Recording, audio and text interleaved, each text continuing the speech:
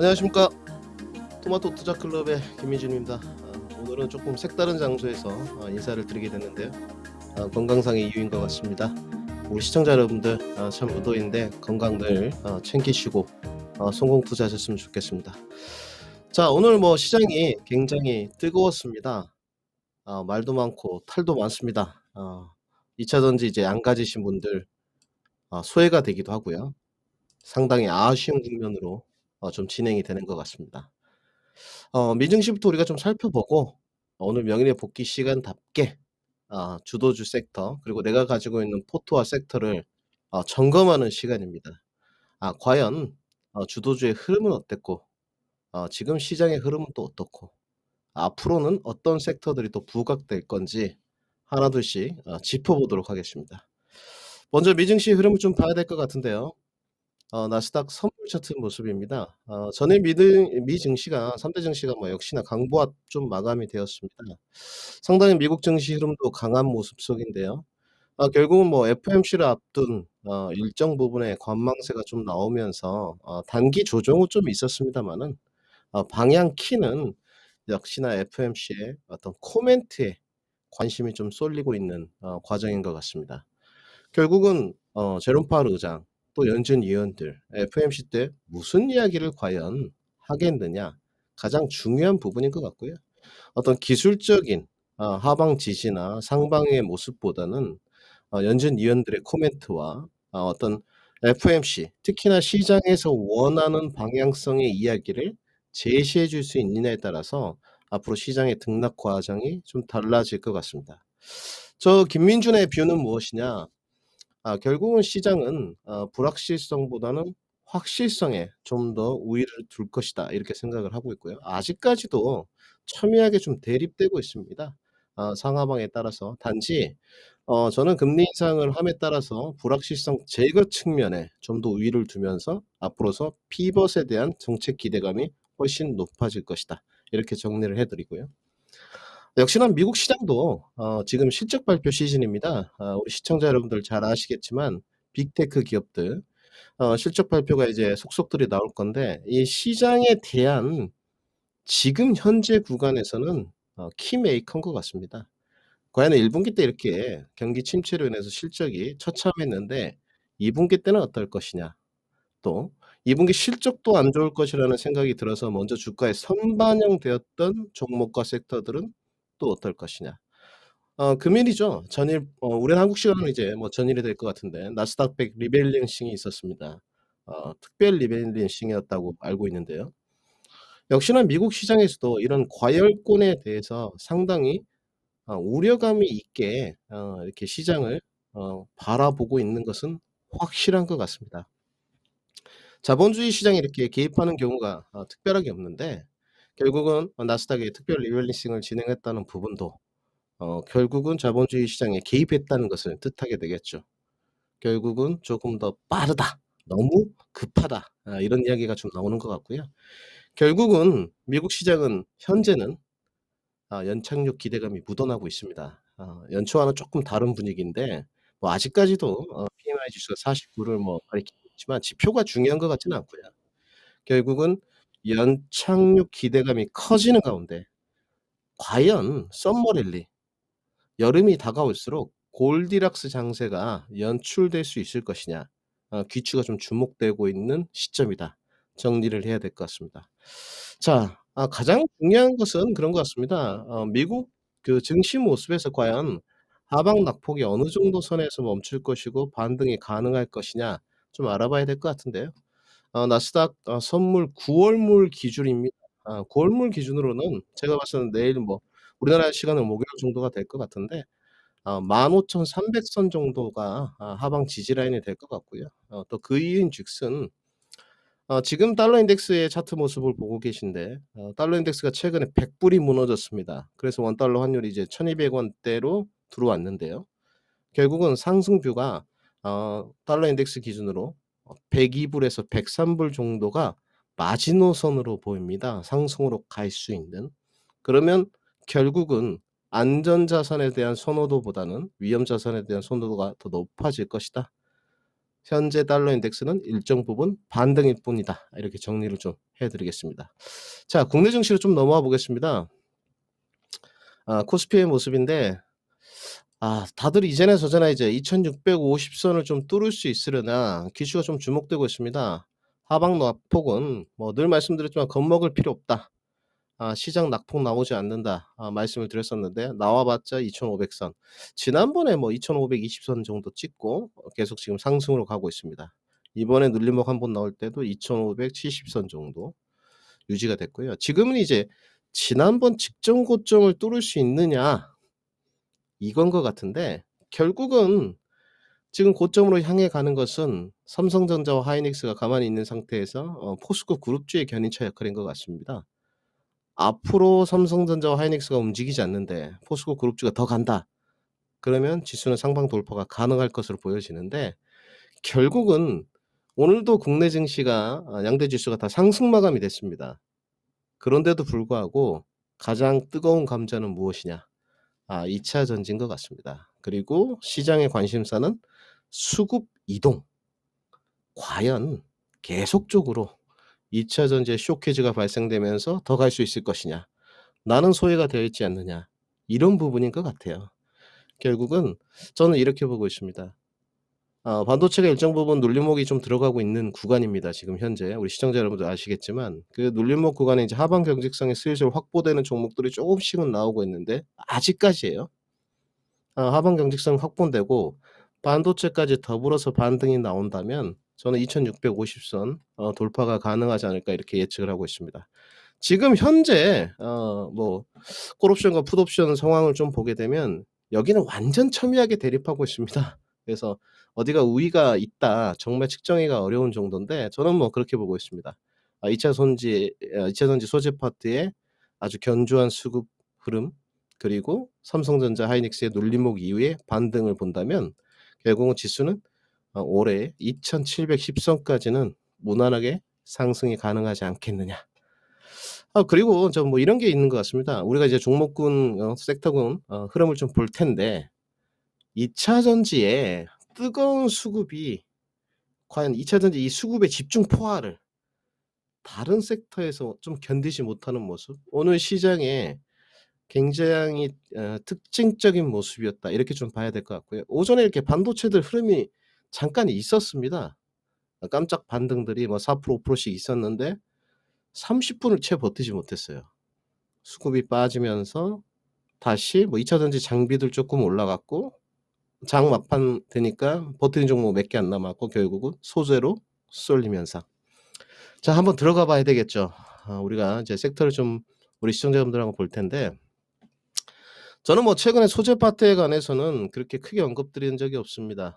명예의 복귀 시간에도 LNF만 볼 때가 좀 됐다 말씀을 드렸고, 뭐 저기문의 주는 포스코라든지 에코프로에 관해서는 관심을 두지 않았습니다. 정확히 좀 말씀을 드리고, 뭐 2차 정비 장비를 계속적으로 강조해 들어왔었는데 늘 밸류 부담이 없기 때문이었습니다. 근데 시장의 흐름은 우리가 지켜보고, 또 가지신 분들은 어떻게 대응을 해야 되고, 또 신규로 진입을 고민하신 분들은 어느 시점에서 내가 조금 전문가님 저울질을 해 봐야 될까요? 상당히 고민이 있으실 것 같습니다. 우선은 우리가 오늘 포스코를 좀 봐야 될 것 같은데 이야기를 안 할 수가 없습니다. 오늘 드디어 여러분들 월봉을 좀 보시면 제가 그 전문가 생활 데뷔한 지가 벌써 이제 15년 차가 돼 가는데요. 단 한 번도 제가 데뷔한 이후에 포스코 주가가 올랐던 적이 없습니다. 2007 년부터 2020 년까지 계속 주가가 내리기만 했어요.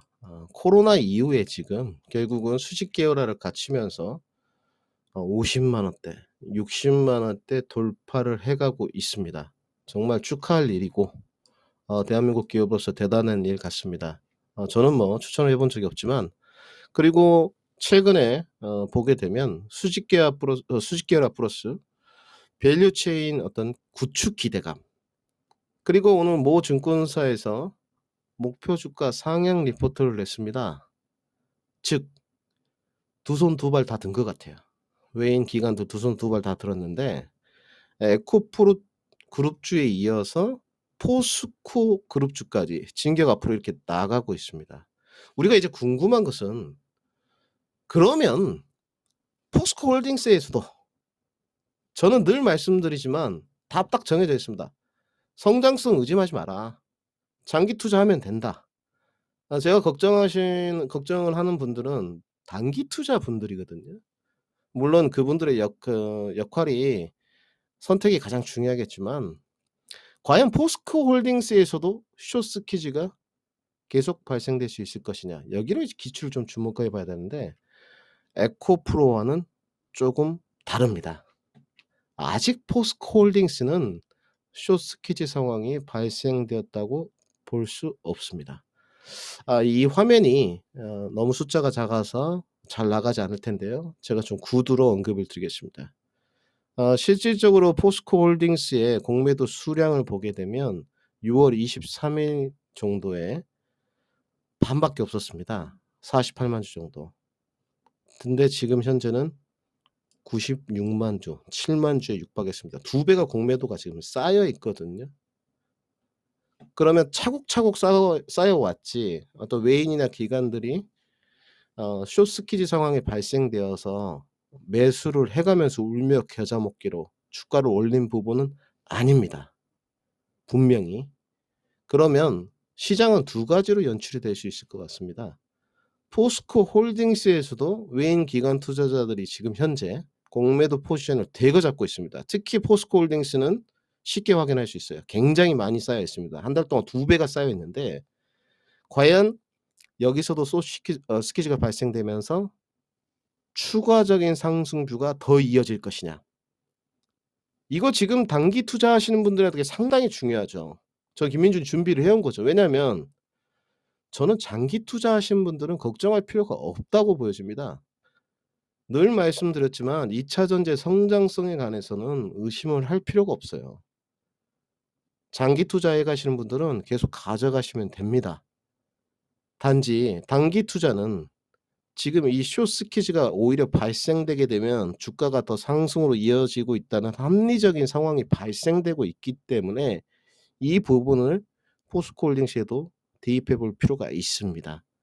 그러면 우리가 포스코홀딩스의 수급은 단일 내에 수일 내에 아주 면밀히 관찰해 볼 필요가 있습니다, 지금. 특히나 여기를 하나 보시죠. 오늘 포스코홀딩스가 코스피 순매도 1 위였습니다. 외인들 특히 오늘 7,200억 매도가 있었습니다.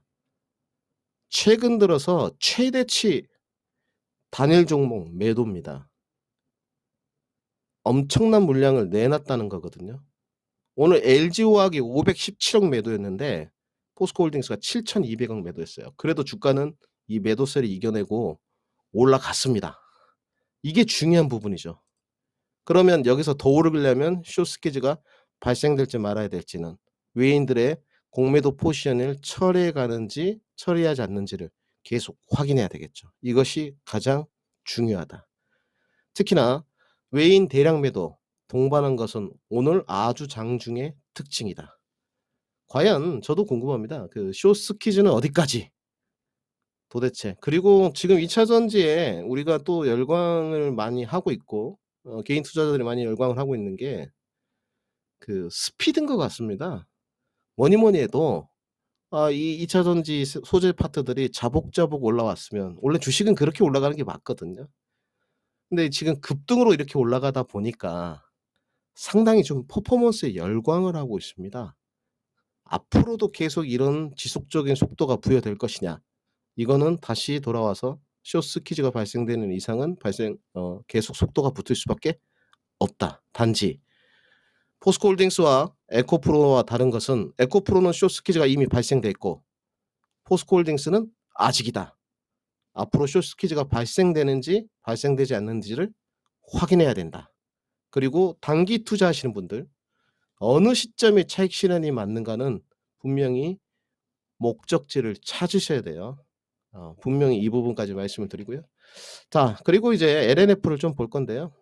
여러분들 오시기 전에 제가 좀 표시를 해 놨는데 결국은 LNF를 뭐 17만 원대 못 사신 분들 또 지난번에 아 22만 원이죠. 22만 원 언저리에서 못 사신 분들이 문제가 될 것 같은데 LNF는 뭐 양극재들 다 좋습니다. 특히 수식 계열화를 갖춘 기업들이 뭐 더 좋을 것 같은데 우선 주당 EPS 가장 강점입니다.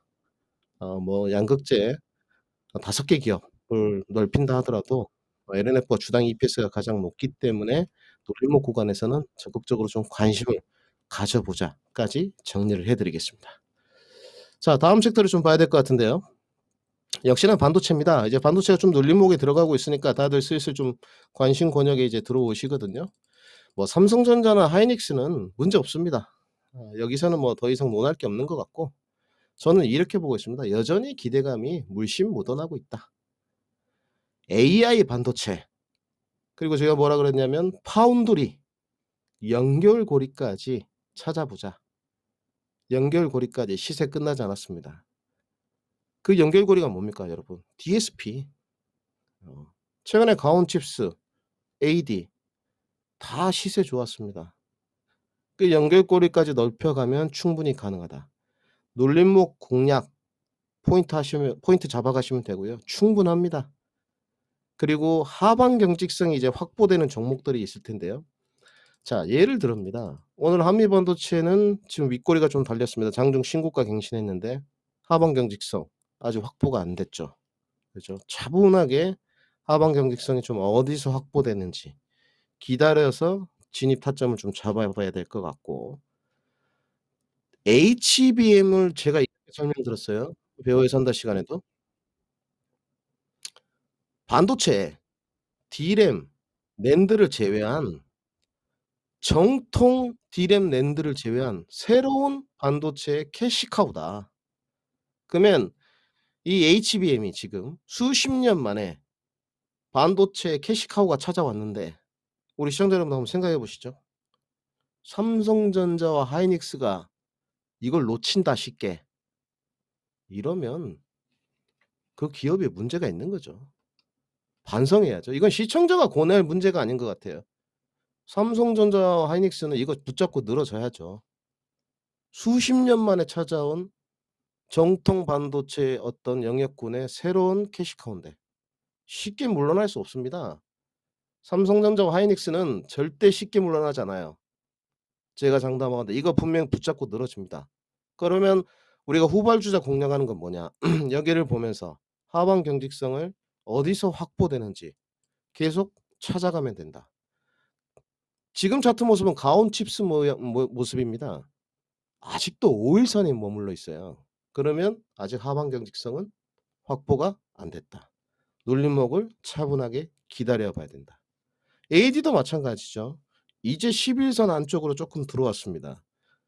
내 기술적 반등 자리인데 결국은 하방 경직성 어디까지 확보되는지 차분하게 기다려 보면 반도체도 충분히 다시 시세 반등 나온다.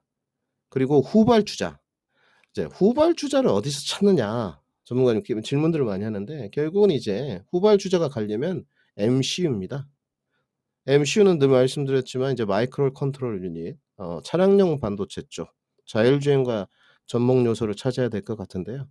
요즘에 그 수급 20위권 내에 현대모비스, LG전자 심심치 않게 들어오고 있어요. 수급에 쏠림 현상이 있는데도 즉 뭐냐? 자율주행도 오고 있다. 관심을 가지셔야 되겠죠. 여러분들이 관심 가질 종목 중에서 더 하나 레이저 셀 모습을 좀 봐야 될 것 같은데요.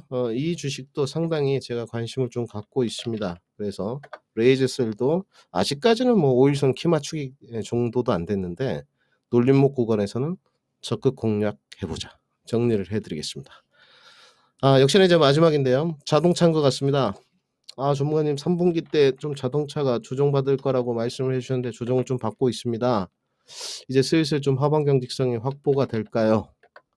그렇죠. 하방 경직성이 이제 확보되는 종목들이 나오고 있습니다. 현대기아 간단합니다. 늘 말씀드리지만 장기 투자해 가시면 필승 전략입니다. 문제 없고. 자동차 쪽에서는 매매를 하라고 그랬어요. 자동차는 조정 구간이 마무리되는 종목들이 있습니다.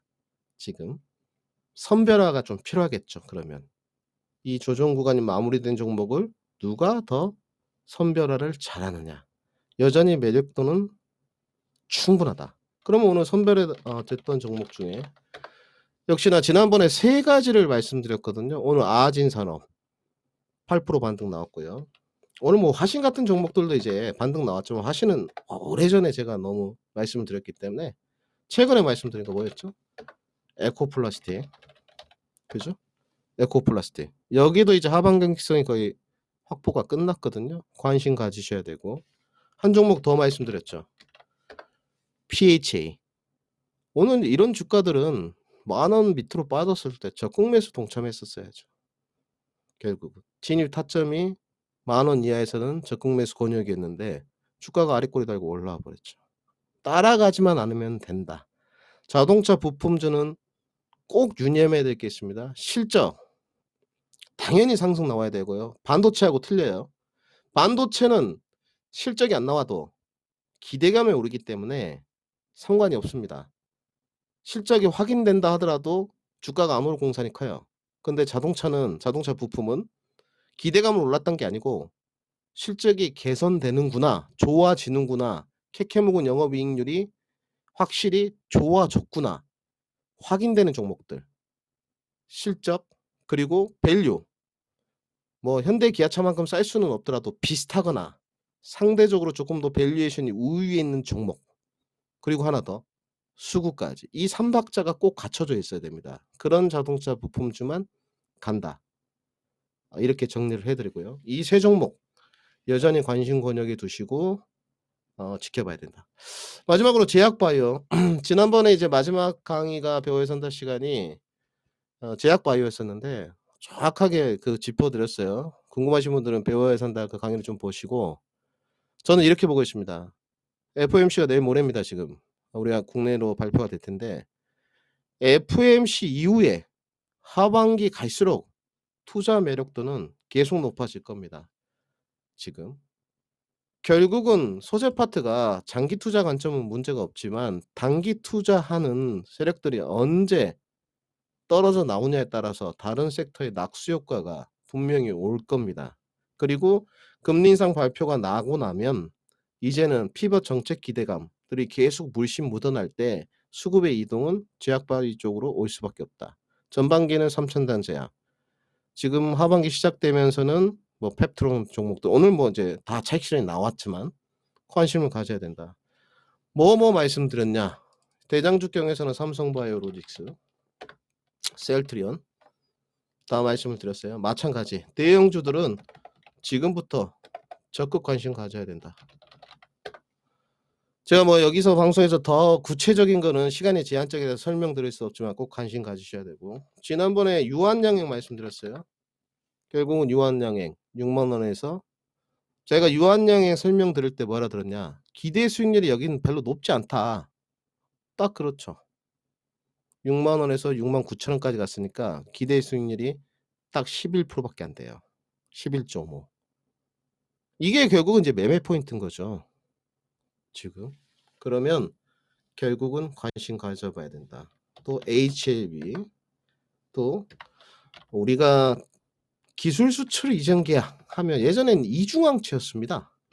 요즘은 ADC다. 레고캠 바이오까지 관심 가져보자. 저 김민준이 말씀드리겠습니다. 자 이제 명예의 해안인데요. FOMC 이후에 시장의 어떤 상하방에 첨예한 대립이 있을 겁니다. 결국은 시장이 어떻게 흘러가냐에 따라서 판가름이 날 거고 주관적인 뷰를 명확하게 전달하는 게 맞을 것 같고요. 저는 상방에 조금 더 한 표를 주겠습니다. 시장 자체의 현재 흐름은 방향성이 결정되지 않는다는 얘기지만 결국은 저는 상방에 한 표를 주고요. 굳이 우리 시청자 여러분들에게 조금 더 타겟팅하는 부분에 관해서 안내를 드리면 아까 초입부에 말씀드렸지만 상단은 2,710, 하단은 2,510선 지수 타겟팅을 하면 될 것 같고요. 저점 매수, 고점 매도 전력 유효합니다. 단 주도주 안에서 선별화 하시고요. 또는 과대 낙폭 요소에서 하반기로 갈수록 섹터를 찾을 것. 수품 변함없습니다. 추가한 게 있어요. 반도체, 자동차 부품이겠죠. 2차 전지 장비 말씀드렸었는데 여기 하나 소개했습니다. 이 기타 소재를 추가했는데 기타 소재는 2차 전지의 기타 소재다. 힌트 다 드렸어요. 그리고 제약 바이오, 철광까지 관심을 가져보자. 이렇게 정리해 드리겠습니다. 남은 저녁 편안하게 보내시고 늘 성공 투자하시고 웃는 자에게 복이 옵니다. 다음 주 이 시간에 찾아뵙도록 하겠습니다. 토마토 투자 클럽의 김민준이었습니다.